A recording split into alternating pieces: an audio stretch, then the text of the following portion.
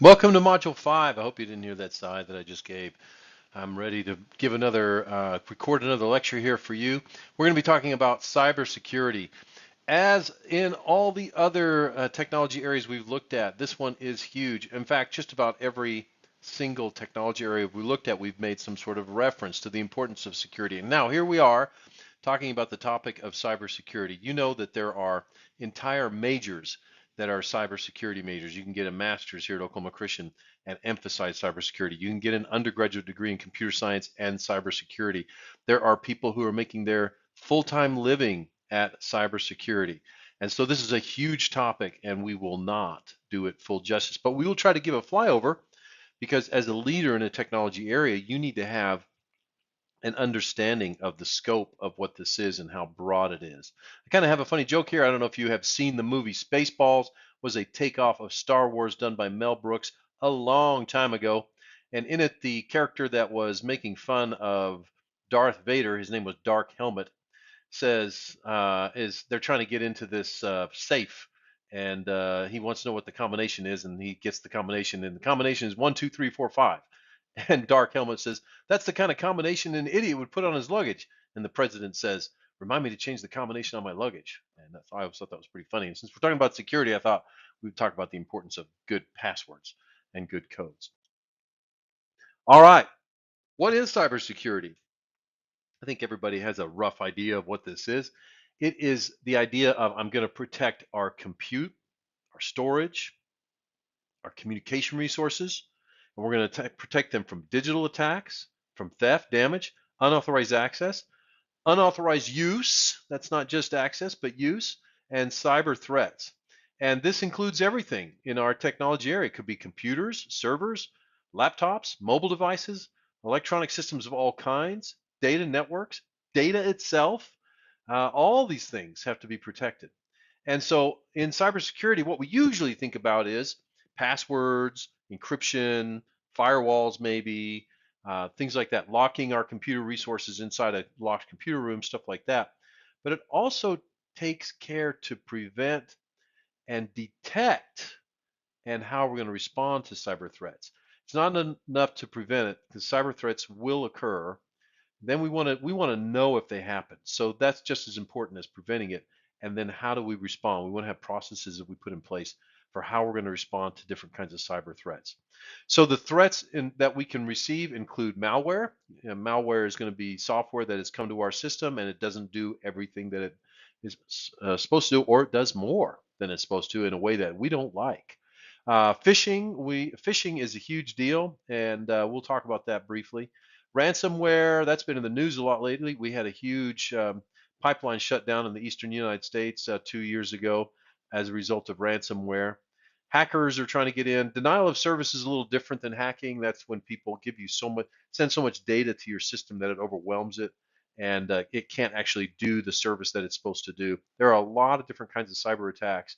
We will not have time to cover them all here, but we'll mention a few. And cybersecurity attempts to try to ameliorate those effects, tries to say, hey, how can we control, manage, and reduce the risk? How can we safeguard private information and critical infrastructure? We don't want somebody to get access to the electrical grid and be able to shut it down. That's really dangerous for hospitals and all kinds of individuals, stuff like that. So we want to have security, and that means having cyber security in order to make that happen. So our goal is to ensure a lot of different things. We want to keep confidential information secret. We want to keep information from being changed. We want to maintain the integrity of that information. We want to make sure that our systems are available to those people who have the authorized use to use them. We want to minimize the risk of threats and attacks on us. So notice that this isn't just focused on external threats by bad people, but it's also focused on disaster recovery. We want part of cybersecurity is about being able to recover from natural disasters, tornadoes, earthquakes, things like that. There are a lot of different kinds of threats, and when we think about cybersecurity, we're not simply thinking about digital attacks, but rather we're thinking about the security of our cyber resources.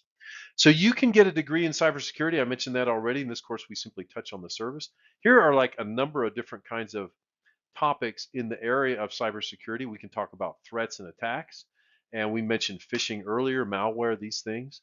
What are some basic security concepts that you should be aware of as a leader in a technology area? You should know what confidentiality is.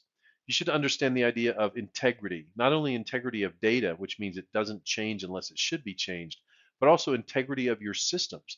Are your systems being maintained in a way that keeps them true to their purpose and they're not being used in ways they shouldn't be? We worry about the availability of resources in a cybersecurity area. And there's this idea of the principle of least privilege. And what we're really saying is even a user, even somebody who's responsible for maintaining our system, and they have full root privilege on our server, they should only have that when they need it. So in the old days, a lot of times, if you were the system administrator, you logged into your account and you always had root privilege. But there's a principle that has been developed in the area of cybersecurity called the principle of least privilege. And what we really want is you only get that privilege when you really need it. And so you don't log into that root account all the time. Your regular account does not give you those privileges. So you have to do something special to make them happen. We only want you to have the privileges that you need at the time that you need them. Of course, cybersecurity, a big deal is network security. And network security isn't just about preventing people from tapping in and listening to the packets that are being said about your data communication, but it's also the use of firewalls to protect the interior of your network from people, bad actors getting inside your network. But sometimes they're going to get in, they might get something loaded in. What we want to do is be able to detect when that has happened. It's not just enough to prevent it, but we want to detect it. If we detect it, we would like to be able to automatically shut it down. And another area of network security is VPNs. A lot of people use VPNs these days, virtual private networks. And these allow you to appear as if you are privately connected to the inside of another network somewhere else, or that you are connected, or that you are sourcing from someplace that you're not. Cybersecurity worries a lot about cryptography because that is a fundamental way in which um, data is made secret so that it can't be read except by those who are authorized to read it.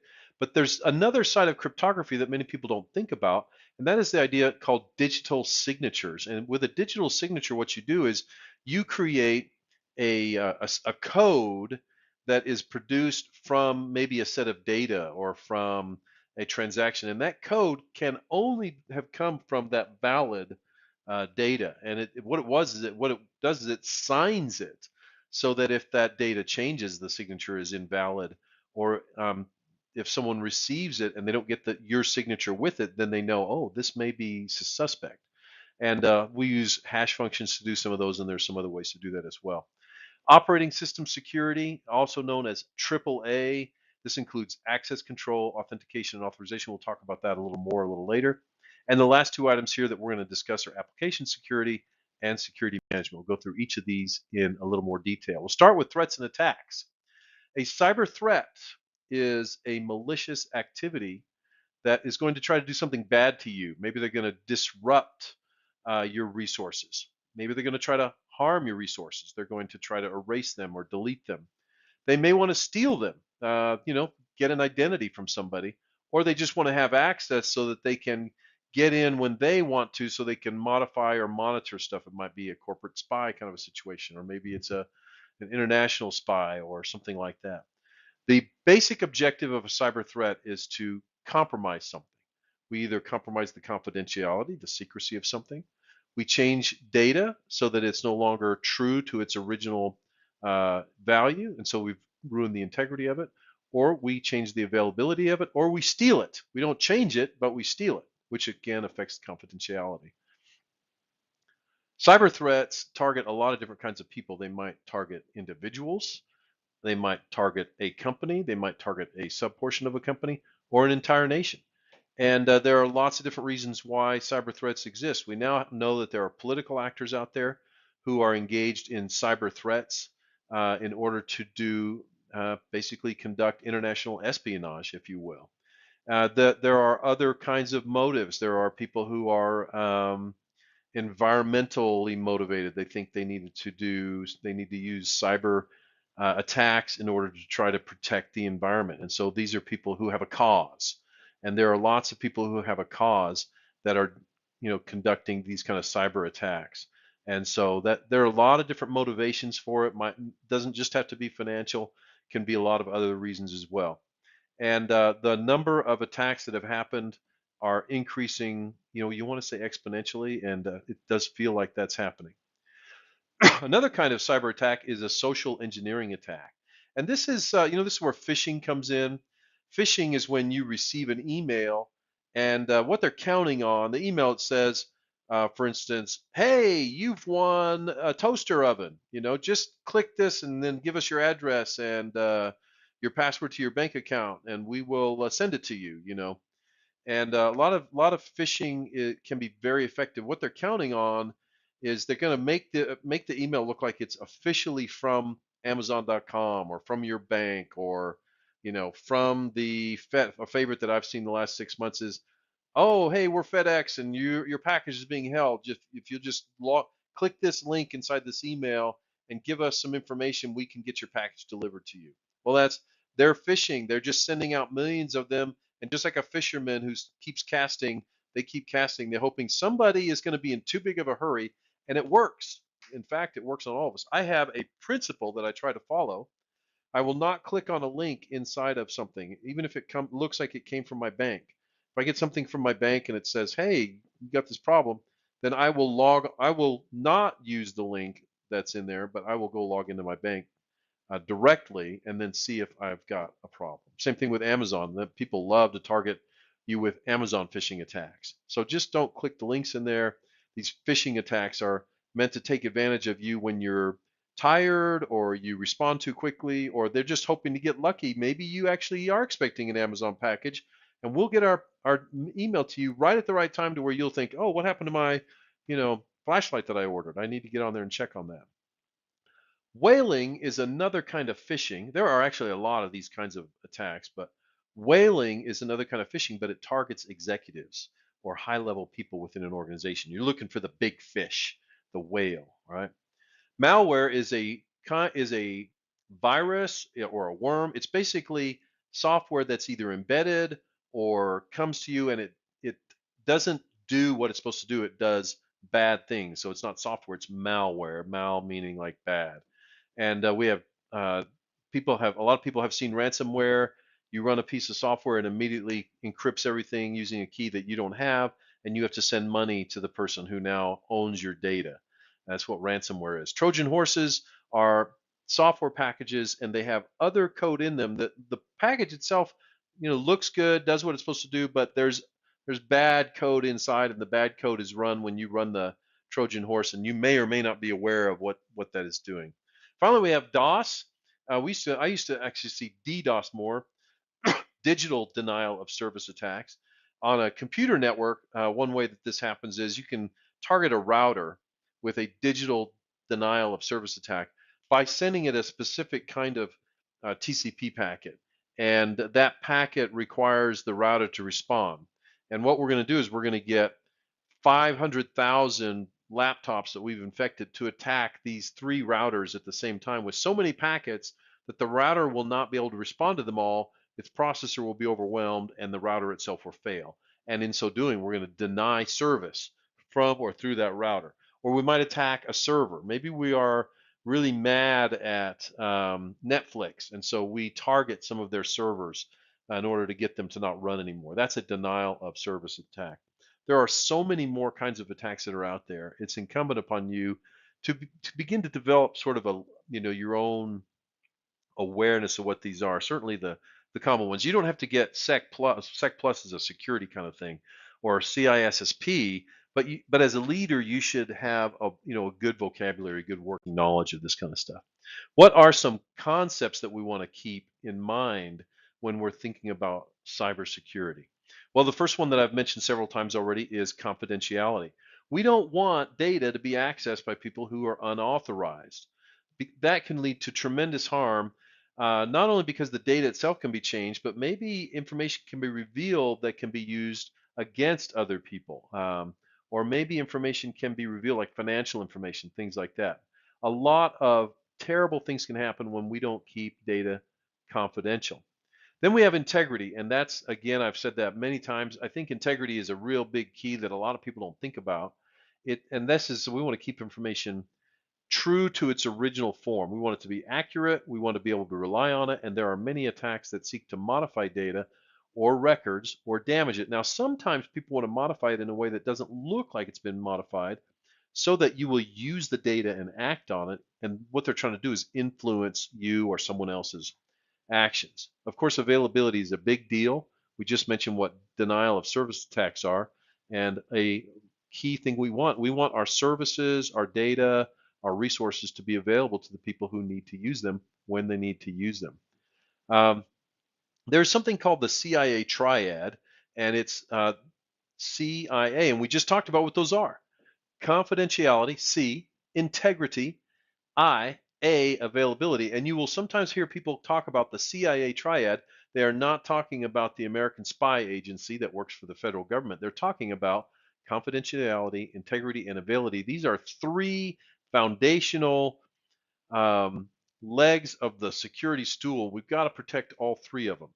And these are often applied to many, many different kinds of situations. So sort of this is a really great kind of handle, if you can keep this in your mind when you're discussing security with people, is are we being confidential? Are we maintaining integrity? And is it available? I'll give an example here. Encryption is a tool, and it's often used to maintain confidentiality. And when we use encryption, we can create digital signatures to maintain integrity. And then we can have redundancy and backups to provide availability. So CIA is applied to a bunch of different kinds of systems and a bunch of different kinds of security conversations. It's a great acronym for you to be aware of and understand it when people talk about it. All right, let's talk about network security. We had module 1. That seemed like a long time ago, didn't it? Network security. What is involved in network security? Well, what we're thinking about here is we're first off thinking about controlling access to our internal communication methods, but we will also think about making sure that when we go across a public network that we have security. Probably the number one thing that people think about, been around a long time, is the idea of a firewall. And a firewall, in a car or in an apartment building is something that's meant to keep the fire from going from one side to the other. And a digital firewall, same thing. We put a firewall at the edge of our network. We control access to the inside of our corporate or organizational network. And firewalls are therefore edge devices. You can think of them as a fence. Hey, I put a fence around my property to keep intruders out because we're doing stuff in here that's dangerous or that we don't want people to come in and steal our stuff, whatever. Firewalls do the same thing. They're on the edge of your network. They almost are a demarcation point between the inside and the outside. They typically create a wall, a digital wall that has to be breached if external actors want to gain access. At the same time, they are very careful to allow the correct kind of access, authorized access. Now, here's an important concept on a firewall that I want you to get. There's two kinds of approaches, and the first one is almost always wrong on a firewall. The first one is implicit allow. In other words, I'm going to let everybody through my firewall, but I'm going to go through and specifically deny certain kinds of access. I don't trust HTTP, so I'm going to deny that. I don't trust stuff that comes from Russia, so I'm going to deny that. But I'm going to let everything else through. That is an implicit allow. The default is that stuff is allowed. This is not a good security technique. And then there is the implicit deny. And that says everything is shut off. I don't allow anything through here unless I specifically say it's allowed. And this is the more normal approach with a firewall. A firewall is typically no access unless I specifically open a hole in the firewall and let that specific kind of application come through. And you might do that because you have maybe an external provider who you are doing financial transactions with, and you allow them packets that originate from their systems with a specific code to come through the firewall, but everything else is shut down, okay? And so that is a firewall. Now, if someone gets access to your network, and there are a number of ways that can happen, oftentimes they begin to do nefarious activities.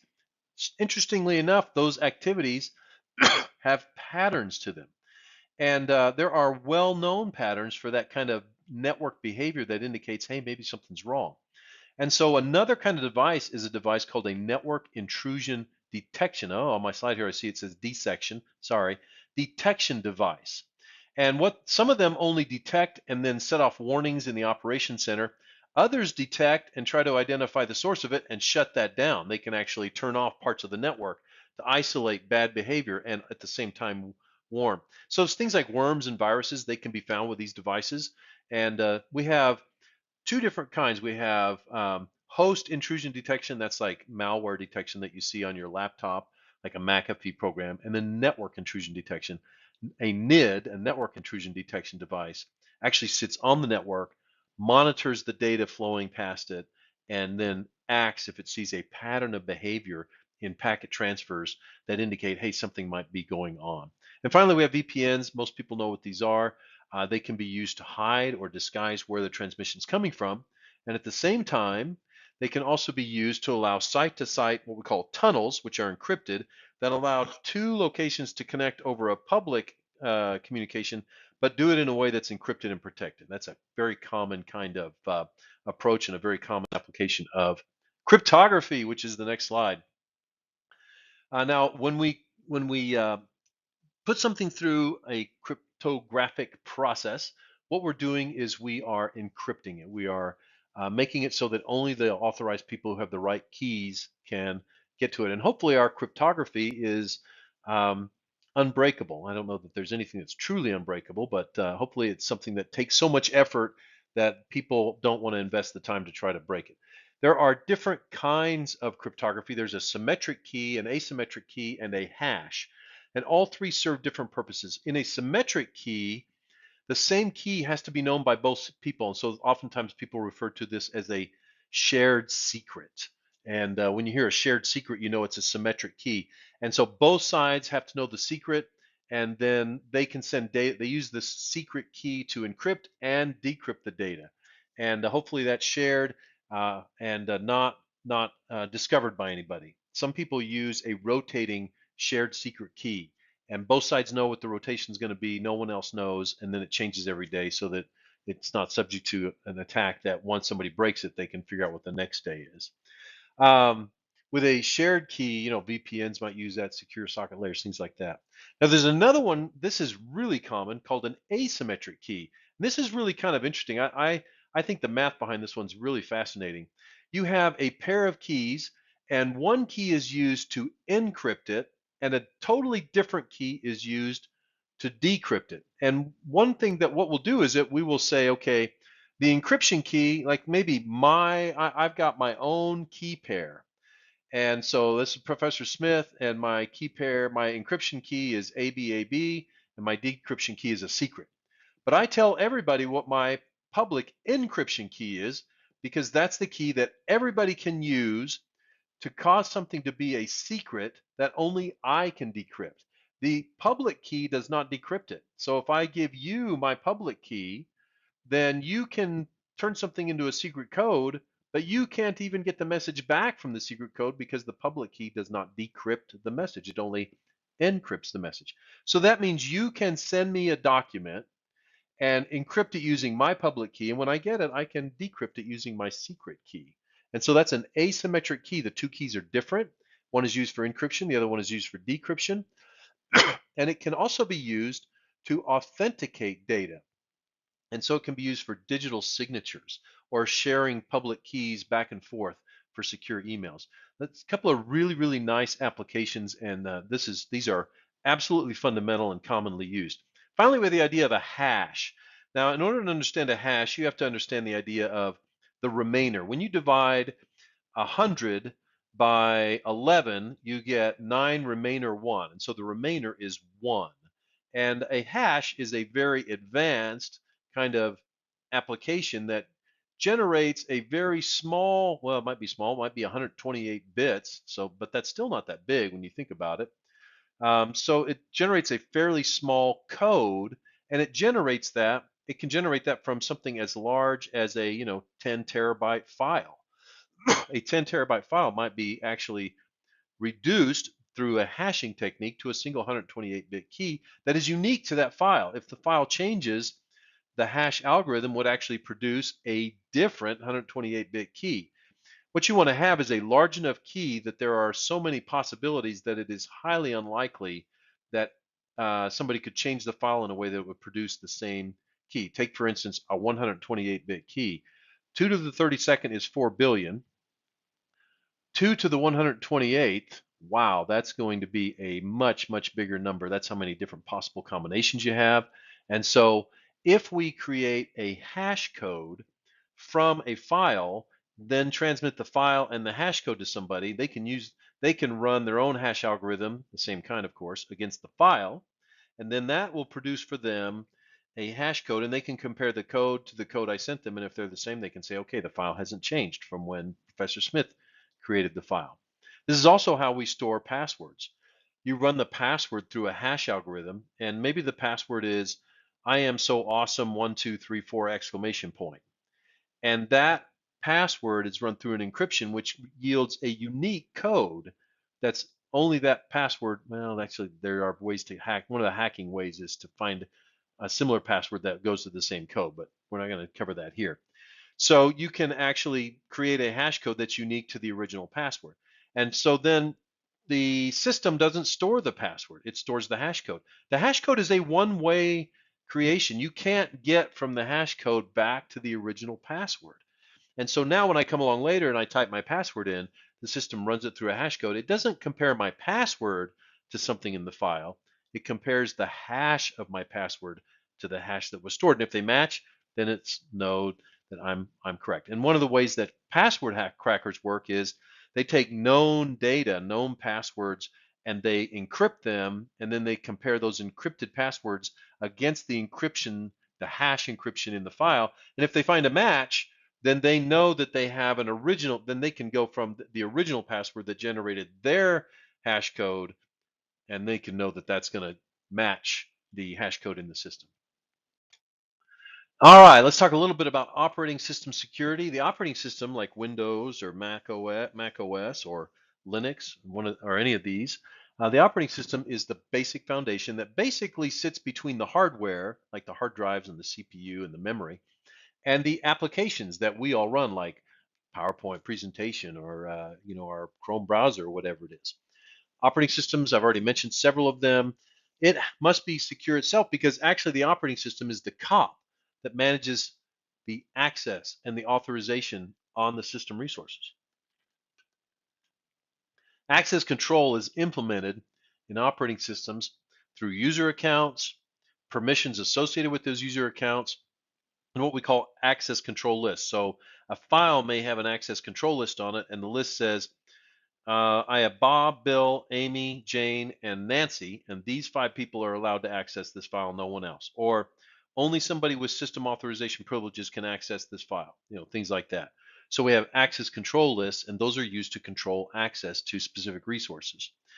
So when you log in to a Linux system, you are using your username and password typically, and that is authenticating you. What authentication, to be very, very clear, authentication says, you gave me something to demonstrate to me that you are who you are pretending to be. Only Pat Smith knows this password.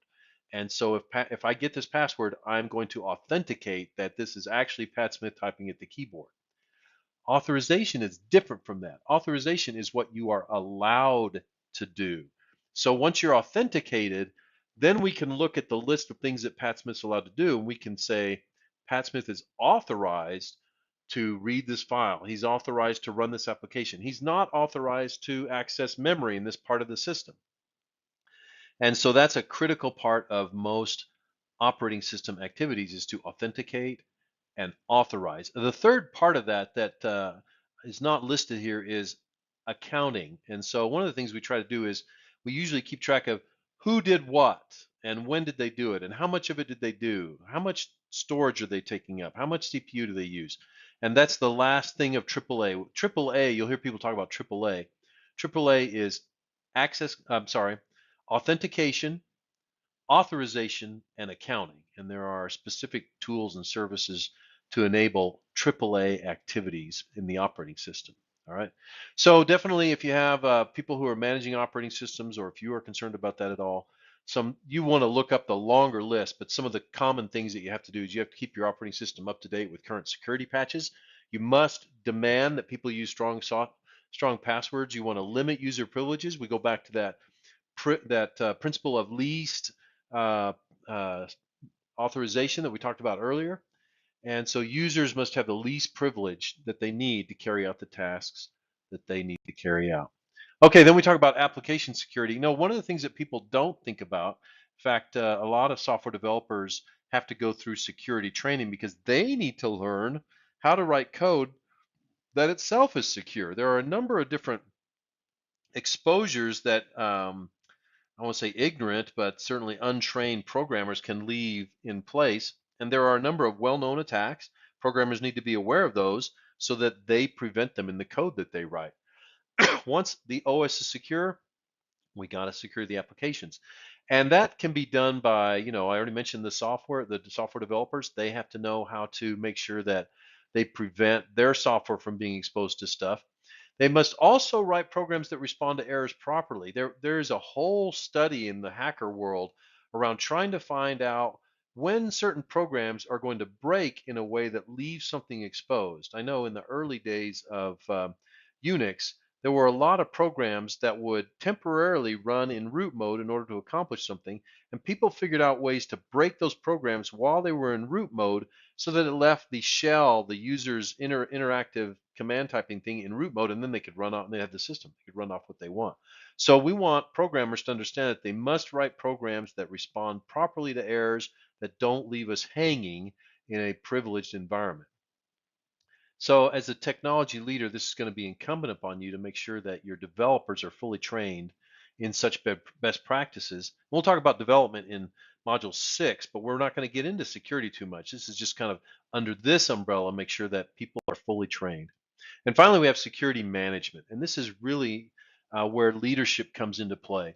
You need to make sure that people are setting the right policies, that the right procedures are in place, processes, and that expectations are there that, hey, we're going to achieve a secure technology base. You should think of this as risk management. And this is a big part of what cybersecurity is, managing the risks that you're exposed to. You get to decide how much work you want to do. You get to decide how much expense and effort you want to do. You also get to decide how much you want to have things more open or more closed. The more open you have, the more higher risk, that you're going to assume. And that's what we're doing here. We are managing risk. Sometimes you might accept a risk because there's really not much here that you need to protect, but other times you might say, no, we can't afford to have an accident here. We can't afford to let this data out. And so we're going to really, strap it down and make sure that it's clear.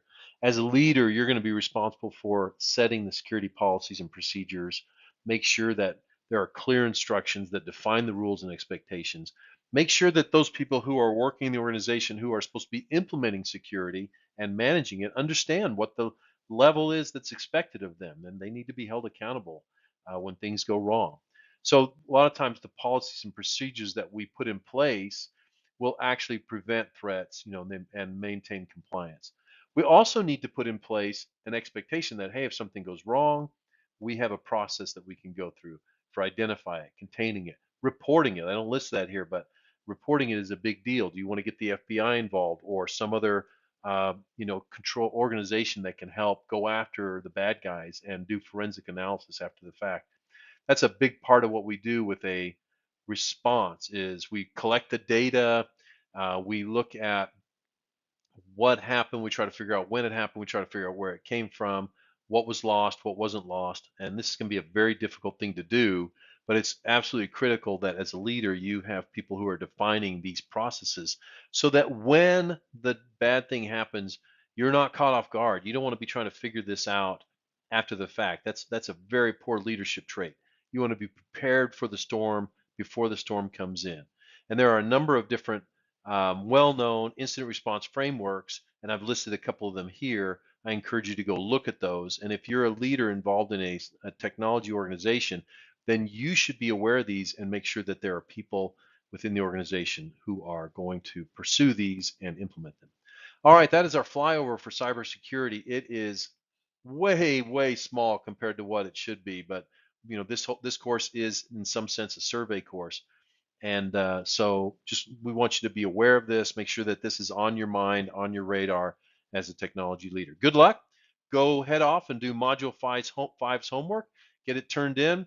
And again, feel free to reach out if you have any questions, if something wasn't clear, or if you find problems.